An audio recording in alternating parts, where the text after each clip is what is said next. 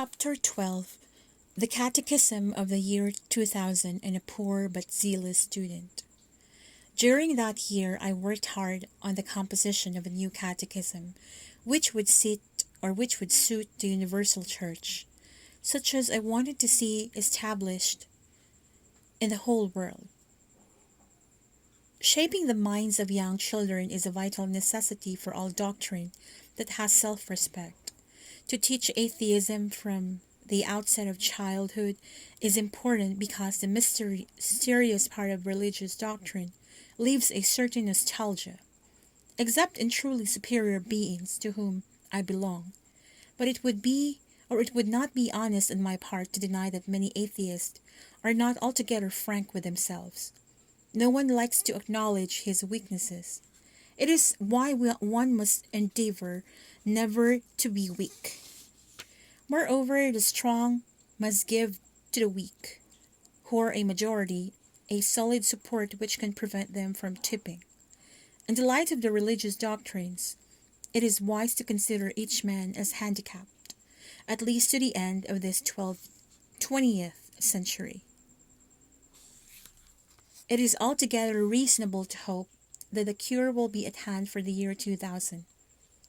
A certain number of words must be banished completely from the human vocabulary, and the best method is to be sure that children never hear these words. That is why it is much better to compose a new catechism than to hope for a simple suppression of all religious teaching. No, this will be possible only in 2 or 3 generations. For the moment one must play with the phenomenon the church equals the meeting of friendly brethren of the world. This catechism will be therefore be one of that friendship which will replace the antiquated Christian charity. The word charity must absolutely be banished and be replaced by the word love, which allows you to keep your feet on the ground and even to play all kinds of ambiguous games without seeming to do so. I must say that I have always had continue to have great respect for the underlying and even subterranean power of ambiguous interaction when it is hands worthy of it. While I was preparing this new catechism, I took note of all that it must be gradually modified or suppressed in the actual teaching. I also felt that burning desire to have raven hair share my convictions. It was she who made it easy for me by describing to me her pilgrimage and the so-called miracles performed by the Holy Virgin Mary. I explained to her that all these religious phenomena, whatever they are in reality, were the fruit of her own creation. She vehemently denied this. I said to her, "All that you can neither see nor feel is the result of your creation, and I do not understand why this angers you. You do not see it because you do not know that my entire fate have been revealed to me and comes from heaven. I would have been completely incapable of inventing all that. You have invented this yourself. That is true, but you are imitating your ancestors, that's all." "No," she told me, "it is more than imitation." I calmly explained to her that, for example, her belief in the real presence of Jesus Christ in the Eucharist produces this presence according to the strength of her faith, but anyone who believes in nothing, nothing is produced.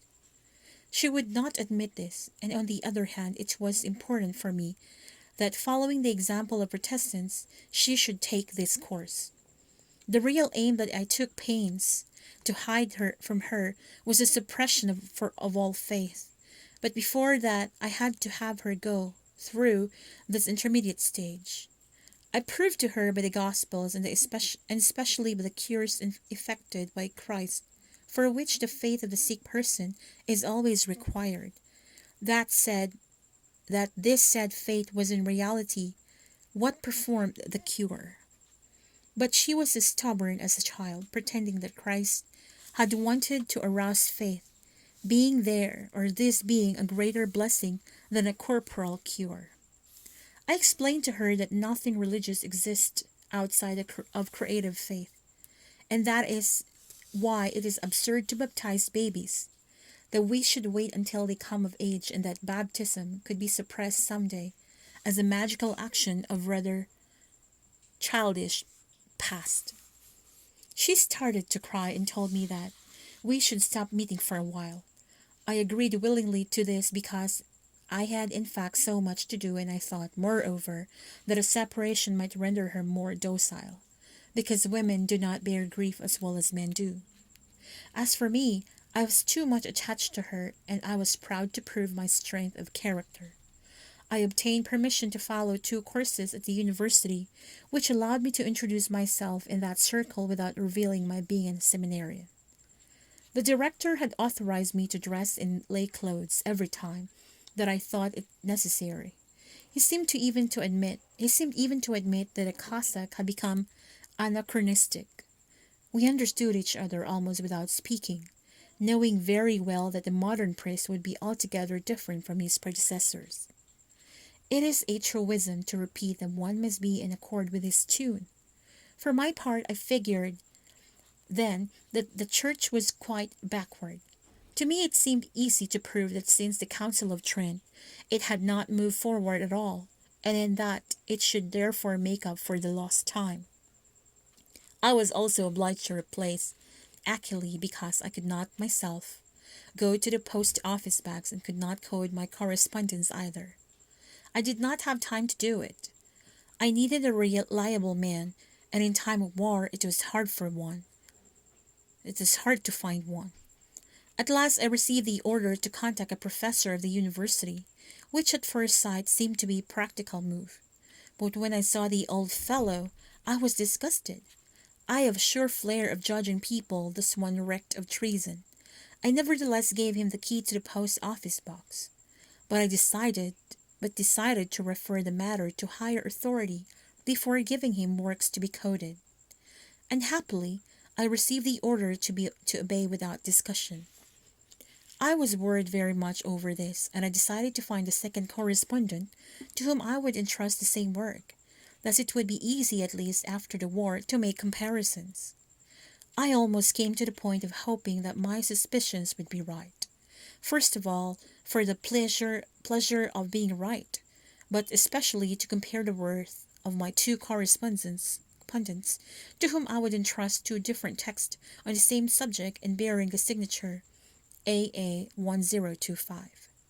If the professor were a traitor, he would have had to be careful to introduce very prudent transformations to my text, unless he thought that he could take advantage of the war to destroy all my work. Whatever the case, I had a good reason to hire a second correspondent.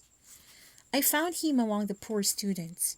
He was a bit hot-headed, but his zeal suited me. I let him understand that he might hope to have a bright future with us. It is not the custom of the party to excite the egotism and avarice of a man, but I had to see to it that a sensible calmness should develop this young man. When I was through settling this matter, I was strongly tempted to see Ravenhair again. I cared too much. This was not fitting for a militant communist, still less for a future Grand Chief of the party. I had already gone through 3 years of a seminary life. Only 3 more remained. After that, everyone agreed that I would be sent to Rome to undertake higher studies. Then, I think I would myself become a professor, probably a professor in a seminary. Those are key positions in the church which afford one of the